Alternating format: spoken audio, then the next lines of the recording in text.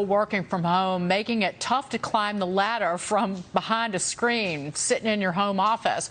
For those job searching remotely, standing out from other candidates is harder than ever. So what can you do to get noticed, get a job, and get promoted? Joining us now, life coach and financial expert Lynn Richardson. Lynn, this is dear to my heart because I actually had a journalism job years ago where I was working remotely out in San Francisco from literally my bedroom. And I got left behind in that job because of that. So how can people move forward in their careers working from home? Well, first of all, thank you so much. I have a list of tips that I think will help anybody stay in front, in line, and ready for the next opportunity, and even possibly for promotion. The first thing that I would say is to elevate. Elect yourself CEO of yourself. Give yourself a schedule. It's very easy when we're working from home to not put on any clothing, no makeup, and all of those things. But, yes, but take advantage of the time that you do not have to spend commuting. Give yourself a schedule, established order. Treat yourself like the CEO that you would be in charge of when you're dealing with other people. The next thing that I would say is to educate. Enhance your current skills and develop new skills.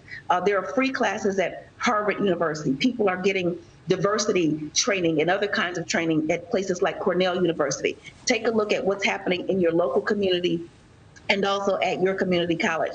The third thing that I would do is I would say to eradicate, solve problems, be strategic, offer solutions.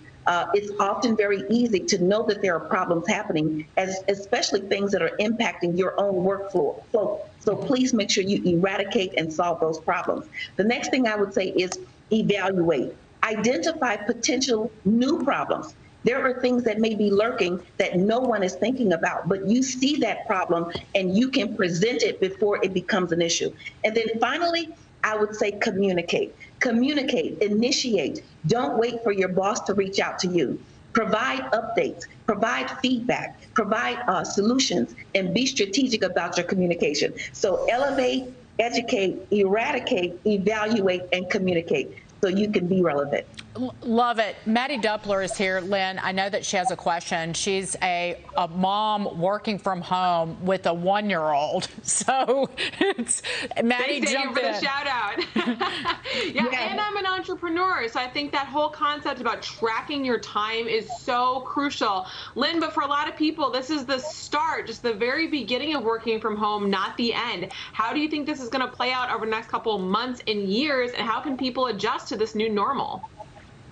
Well, I think one thing that we have to do, especially for the 1-year-old working at when we have children at home, my youngest is 19, but they were just home from college and then they end up going back and so on and so forth. One of the things that I would say is try to include your children in what you're doing.